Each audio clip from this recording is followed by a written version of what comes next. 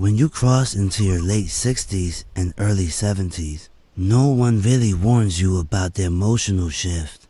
Everyone prepares you for the practical stuff: retirement savings, cholesterol, doctor appointments, and medications. But almost no one sits you down to explain the quiet, psychological changes that happen between 65 and 75. Let me tell you a secret.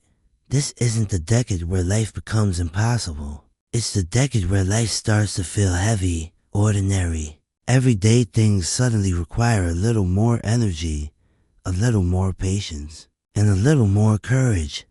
If you don't understand why this is happening, you start blaming yourself for a shift that is actually happening to almost everyone your age. So, let's talk about 6 silent challenges that tend to ambush people in these years. I'm not bringing these up to bring you down. I want you to recognize them so they don't quietly steal your joy. Once you see them for what they are, you can navigate them not with frustration, but with gentle awareness. 1.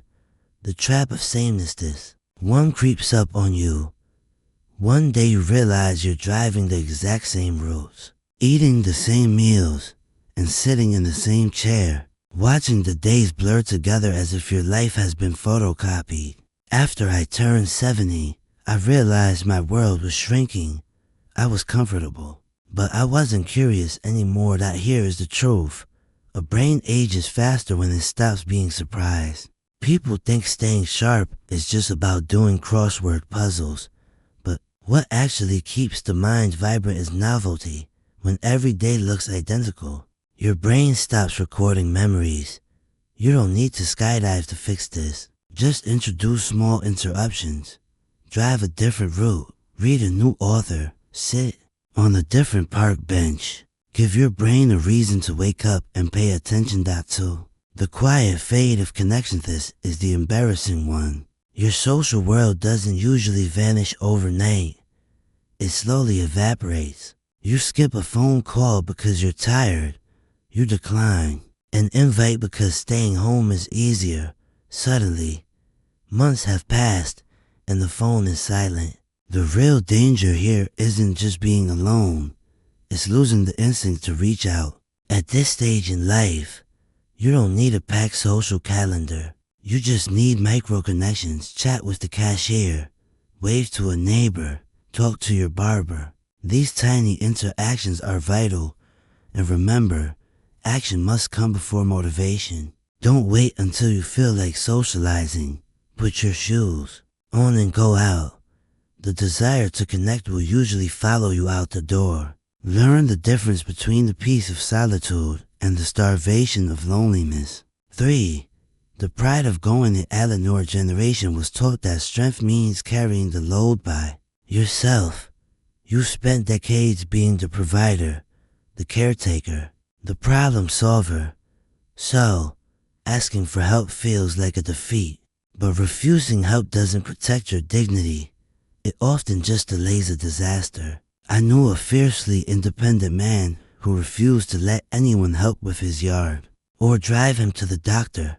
He kept saying, "I'm fine," until one bad fall cost him his independence entirely. Asking for help early isn't surrender, it's strategy. It preserves your energy for what truly matters. Furthermore, when you constantly reject offers of help, you aren't just protecting yourself, you're shutting your loved ones out of the joy of caring for you. 4. The hesitation of the Bajajing rarely hits like a lightning bolt. It rolls in like fog. You start to notice a hesitation, a pause before standing up, a moment at the bottom of the stairs where you calculate if the climb is worth it, a grocery bag that suddenly feels too heavy. Often, the body doesn't actually fail first. The willingness fails first. You avoid one hard movement, then another, and your body adapts to a smaller life. Fight this with gentle consistency. You don't need to become a gym rat at 74. Just walk a little further down the street than you feel like. Keep having a conversation with your body. Remind your nervous system that you are still an active participant in the world. 5. The accumulation of grief be your 70s. Almost everyone is carrying invisible ghosts. You've lost friends, siblings, spouses, and parents. Even the physical world changes. Favorite restaurants close. Neighborhoods transform. Younger people think grief is a process you eventually finish. Older folks know it just changes shape. It becomes a quiet background hum. You'll be pouring coffee and suddenly miss someone terribly. The trick is to stop treating grief like an enemy you need to defeat. Missing people means they mattered. Sadness means your heart is still beating. Just don't build a shrine to your pain and move into it. Honor your loved ones by keeping their memory alive. But keep living, laughing, and breathing. 6. The search for a new why. This might be the deepest challenge of all. For 50 years, your identity was tied to your roles, the worker, the parent, the boss.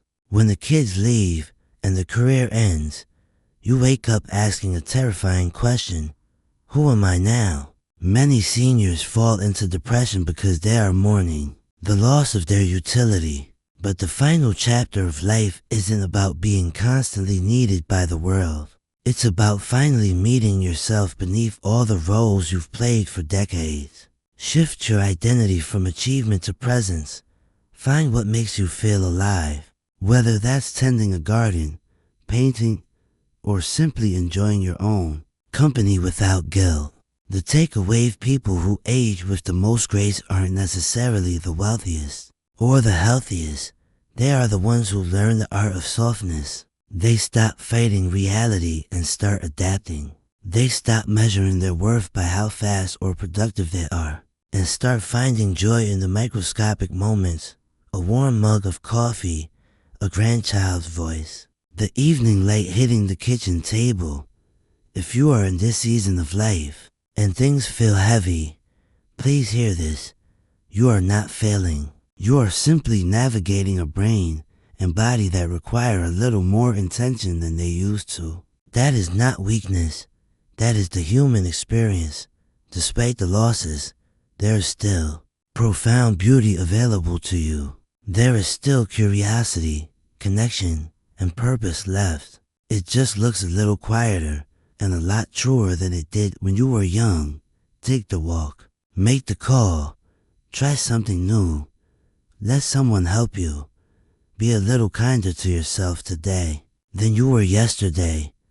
You've traveled a long, hard road to get here. Take good care of yourself.